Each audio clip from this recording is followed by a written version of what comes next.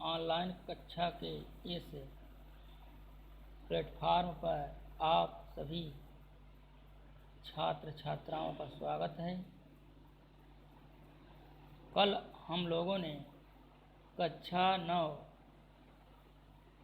के अंतर्गत विज्ञान के बेसिक स्तर के बारे में थोड़ी जानकारी प्राप्त की थी।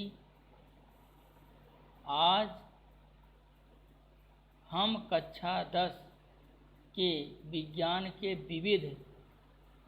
विविध अध्यायों को देखते हुए अर्थात पाठ्यक्रम को समझेंगे। इसके बाद एक एक टॉपिक पर धीरे धीरे आरंभ कर देंगे। जैसा कि विज्ञान के अंतर्गत हमने कल सीखा कि विज्ञान की 3 शाखाएं हैं: भौतिक विज्ञान, रसायन विज्ञान, जीव विज्ञान। कक्षा 8 में आप लोगों को केवल विज्ञान ही बताया गया होगा, लेकिन 9 में विज्ञान के खंड आ जाते हैं। उसमें रसायन विज्ञान, भौतिक विज्ञान, जीव विज्ञान, ये तीनों होते हैं। अब कक्षा 9 की तरह 10 में भी आपको ऐसे ही पढ़ना है। विषय सूची के अंतर्गत इकाई 1 में रासायनिक पदार्थ, प्रकृति एवं व्यवहार, यह पहली इकाई है।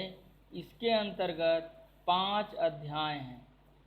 पहला है रासायनिक अभिक्रियाएं एवं समीकरण, दूसरा है अम्ल, क्षारक एवं लवण, तीसरा है धातु एवं अधातु, चौथा है कार्बन तथा उसके यौगिक, पांचवा है तत्वों का आवर्ती वर्गीकरण। अब इकाई 2 के अंतर्गत जैव जगत आ जाता है। तो जैव जगत के अंतर्गत जैव प्रक्रम है,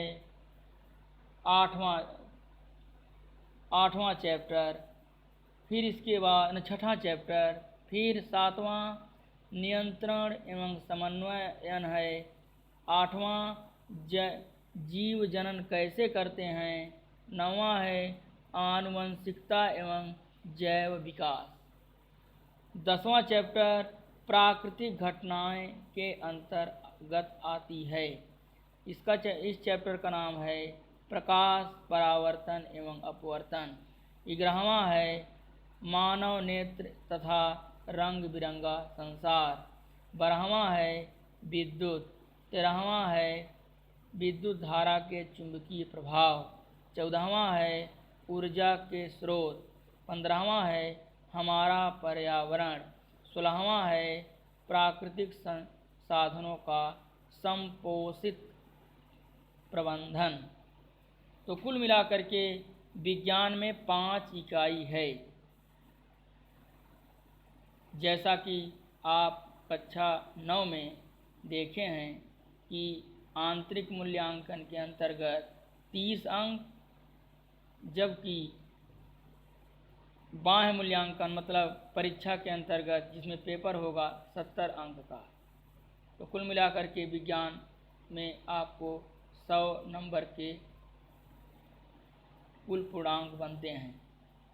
अब इकाई 1 के अंतर्गत हम सभी रासायनिक पदार्थ, प्रकृति एवं व्यवहार का अध्ययन करेंगे। सबसे पहले मैं आपको यह बता दूं कि कक्षा 9th में हम लोगों ने पढ़ा था द्रव्य का रासायनिक वर्गीकरण पढ़ा था, और उसमें आप लोगों ने देखा था कि द्रव्य को हम विविध खंडों में बांटे थे। बांटने के बाद एक बार मैं फिर उसे दोहरा देता हूँ कि द्रव्य था, फिर उसमें 2 खंड बने थे, एक था शुद्ध पदार्थ, दूसरा था अशुद्ध पदार्थ। अशुद्ध पदार्थ को हम मिश्रण कहते हैं। फिर हम लोग शुद्ध को बांटे थे 2 खंड में, एक था तत्व, दूसरा था यौगिक। फिर उधर अशुद्ध वाले को हम 2 खंडों में बांटे थे। अशुद्ध मतलब मिश्रण। तो मिश्रण के अंतर्गत हमने 2 चीज़ बताया था, एक समांगी मिश्रण, दूसरा विषमांगी मिश्रण। माने एक होमोजीनियस मिक्सचर, दूसरा हेट्रोजीनियस मिक्सचर। फिर तत्व के अंतर्गत हमने 3 खंड बनाए थे।